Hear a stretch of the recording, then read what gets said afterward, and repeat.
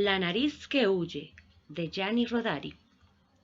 Una mañana, un señor que vivía delante del puerto, del que salen los barcos, se levantó, fue al lavamanos a afeitarse y a mirarse al espejo, y cuando se miró al espejo gritó: ¡Socorro! ¡Mi nariz! En medio de su cara no había ninguna nariz, y en su sitio quedaba un espacio vacío. El señor, que todavía estaba en pijama, corrió al balcón con el tiempo justo para ver a su nariz que cruzaba la plaza y se dirigía a buen paso hacia el puerto, colocándose entre los automóviles que estaban siendo embarcados en ese momento. ¡Alto! ¡Alto! Gritó el señor. ¡Mi nariz! ¡Mi nariz! ¡Detengan a mi nariz! La gente miraba hacia arriba y se reía. ¿Le han robado la nariz? Mal asunto. Al señor no le quedó más remedio que bajar a la calle y perseguir a la fugitiva, mientras sostenía un pañuelo delante de su cara como si estuviese resfriado. Desgraciadamente, llegó apenas a tiempo para ver cómo zarpaba el barco. El señor se echó valientemente al agua para alcanzarlo, mientras los pasajeros y los turistas gritaban: ¡Ánimo! ¡Ánimo! ¡Ánimo! Pero el barco ya había adquirido velocidad y el capitán no tenía intención de regresar a tierra para que subieran los que no habían subido al barco. ¡Espere al otro barco!, le gritó un marinero al señor. ¡Hay uno cada media hora! El señor descorazonado estaba regresando a la orilla cuando vio su nariz que, sobre un pañuelo extendido en el agua, navegaba a poca velocidad. —¿Entonces no has subido al barco?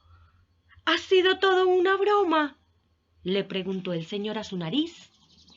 La nariz miraba fijamente hacia adelante y no se dignó a volverse siquiera. En el pañuelo navegaba dulcemente como una medusa. —¿Pero a dónde vas? —preguntó el señor.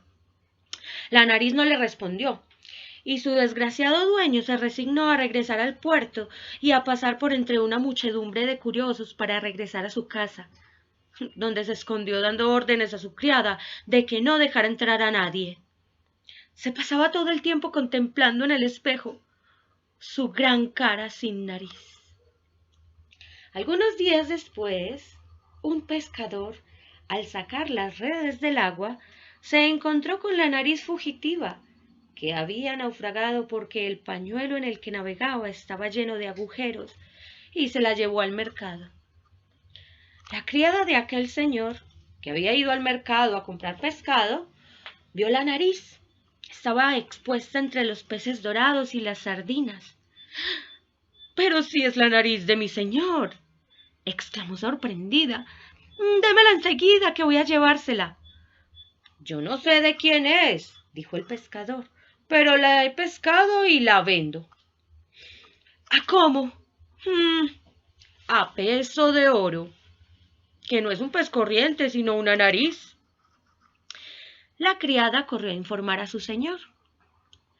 —Dale lo que pida, quiero mi nariz. La criada calculó que necesitaría un montón de dinero, porque la nariz era más bien de las grandes. Valía tremenda 1.000 millones y medio. Para reunir aquella cantidad tendría que vender incluso sus pendientes, pero como quería mucho a su señor, lo sacrificó con un suspiro. Compró la nariz, la envolvió en un pañuelo y se la llevó a casa. La nariz se dejó llevar tranquilamente y ni siquiera se rebeló cuando su dueño la acogió entre sus manos temblorosas.